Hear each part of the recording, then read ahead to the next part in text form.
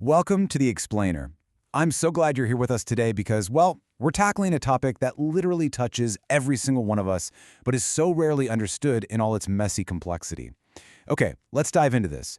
Today we're going to unpack the intersectional realities of body image. We're looking at it not just as, a reflection in your bathroom mirror, but as this deeply layered societal and psychological experience. Honestly, think of it like a giant kaleidoscope. Every time we turn the dial, we're going to see a completely different, vibrant, and sometimes really challenging reality of how different communities experience just living in their own skin. So here's our roadmap for this explainer. First, we'll hit the body image baseline. Then, reclaiming fat liberation's roots. Third, LGBTQ plus youth and gender euphoria. Fourth, men, media, and anxiety. Fifth, intimacy and the senses. And finally, pathways to body peace.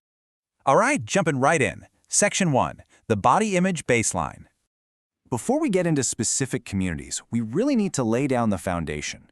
Body image isn't just some objective snapshot of what you look like. It's actually your internal sense and your deep feelings about your own body. It's this incredibly complex psychological web that wraps up your own perceptions of beauty, your physical comfort, and, absolutely crucially, how you believe other people see you. It's basically a 24/7 negotiation between your internal world and the external society around you. And this brilliantly illustrates why that internal negotiation is so incredibly difficult today.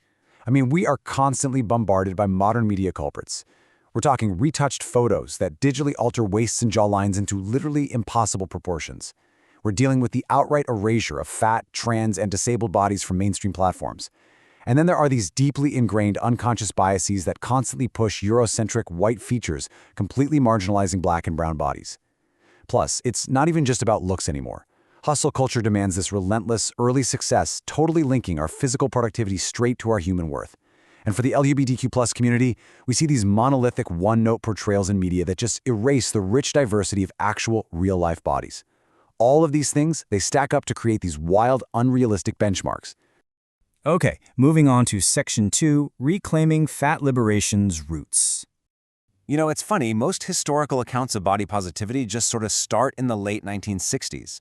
They point to that famous Fat In protest in Central Park with about 500 people, or the 1969 founding of NAFA by a white activist.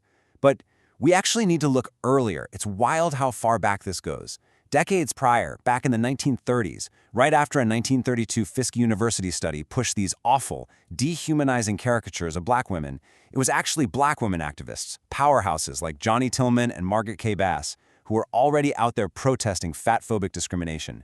They were literally laying the groundwork for fat liberation way before the mainstream movement ever got the spotlight. Just listen to this powerful historical account. Fat, black women stood up and spoke out about the characterization and dehumanizing treatment given to fat people. Yet, these same people have been ousted from the movement. Wow. Reclaiming this intersectional history really, truly matters for everyone today. If we're serious about bodily acceptance, we absolutely have to honor the black femmes who were the very first to sound the alarm. Turning the dial on our kaleidoscope again. Section 3. LGBTQ+ youth and gender euphoria. So the crucial point is that we absolutely have to distinguish between two terms that get heavily, and I mean heavily, conflated. First up, gender dysphoria. This is a real sense of disconnect between a person's internal gender identity and the sex they were assigned at birth. And the key thing here? This distress can often be significantly eased by gender-affirming changes. On the flip side, we have body dysmorphia. This is an anxiety disorder where someone obsesses over a perceived physical flaw. And get this, it does not improve simply with physical changes, it really requires deep psychological therapy. So while they are entirely different mechanisms, it's super important to remember that trans individuals can and absolutely do experience both at the exact same time. Now, when we look at the data on this, the reality is honestly heartbreaking. A massive survey by the Trevor Project found that a staggering 87% of LGBTQ+ youth reported being dissatisfied with their bodies. Only 13% said they were satisfied. And when we drill down even further, that dissatisfaction rate skyrockets to 90% specifically for transgender and non-binary youth. This is very often tied directly to that gap between their gender identity and their sex assigned at birth. To put the real-world impact of that dissatisfaction into perspective, it is quite literally a matter of life and death. The data shows that LGBTQ+ youth dealing with body dissatisfaction face exactly double the odds of attempting suicide in the past year compared to those who are actually satisfied with their bodies. 2 times the risk. It's a completely sobering statistic, and it really highlights exactly why affirming spaces and gender-affirming care are just so absolutely critical. Let's shift gears to another specific demographic. Section 4, Men, Media, and Anxiety. You know, a lot of young men today find themselves totally trapped between two opposing forces. It's like a vice grip. On one side, you have these rigid cultural expectations, the demand for absolute stoicism, massive muscle mass, and this immense societal pressure to just hide any emotional distress whatsoever.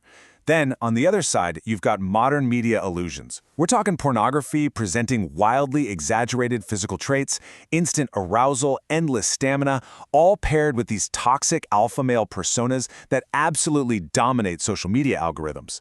So, you're being told to be this tough, silent warrior, but also to perform to these completely impossible digital standards. It's a recipe that just fuels intense performance anxiety. And what exactly happens when men face all this anxiety?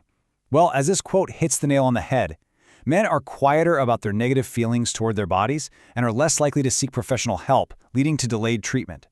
This silence, it is incredibly dangerous, especially when it's compounded by high rates of childhood trauma, which we know affects millions of boys.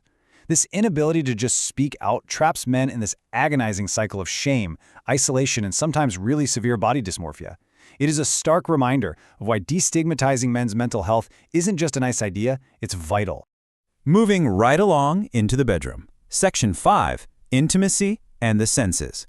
Let's be real for a second. Being naked is a highly vulnerable position for literally anyone. Your body image directly impacts your sexual satisfaction. When you've got a positive body image, it fosters sexual empowerment, right? You're attuned to your partner. But a negative body image? It acts like a massive roadblock. Anxiety over your stomach, your genitals, your breasts. It causes intense distraction, performance anxiety, and self-consciousness. It essentially shuts down that physical and emotional connection right when you want it most. Let's move to and see how this builds into something beautifully practical, especially for neurodivergent partners, because love shouldn't require masking, right? Here are 4 steps for sensory-friendly seduction. Number 1, schedule intimacy. I know it sounds clinical, but it allows the brain crucial time for task switching. Number 2, adapt to sensory needs. This might mean using unscented lube, or hey, even noise-canceling headphones to prevent overstimulation. Number 3, proactively communicate your needs, turn-ons, and safe words beforehand, not in the heat of the moment. And 4, set a familiar and comfortable room to avoid sensory overload. Controlling these variables just ensures pleasure is safe, fun, and adaptable for all the nervous systems in the room. Bringing all the pieces of our kaleidoscope together now. Section 6, Pathways to Body Peace. You know, a lot of people feel like they're just flat out failing at body positivity because standing in front of a mirror and forcing yourself to love every single flaw can genuinely be a painful experience. If that sounds like you, body neutrality offers a really profound alternative. Instead of obsessing over loving how your body looks as an object, you simply concentrate on what your body does for you. It carries your brain around. It lets you hug your friends. It breathes. It just completely takes the pressure off your appearance and shifts the focus entirely to daily function and gratitude. Now, for the trans community, finding that peace is often a deeply multi-layered journey. Researchers have actually mapped this out in what's called the extended theory of trans identity. It starts with physical embodiment, things like reshaping the body. Then self-constructed identity, which is embracing that true internal sense of self. Next is socially constructed identity, which is how you adhere to or play with mutable gender characteristics in the world. But crucially, look at this 4th element, creatively constructed identity. Adding this creative piece, using art, writing, music, or performance for authentic expression, it gives people immense agency. It empowers trans individuals to challenge misconceptions, achieve genuine gender euphoria, and gain that absolutely vital social recognition. And wow, that brings us to the end of our journey today. We've looked at the historical erasure, the statistical crises facing our youth, the silent pressures on men, and the very real sensory realities of intimacy. So, knowing this incredibly diverse history and the heavy cultural pressures that we all face, I want to leave you with this question. How will you choose to view yourself in the mirror tomorrow?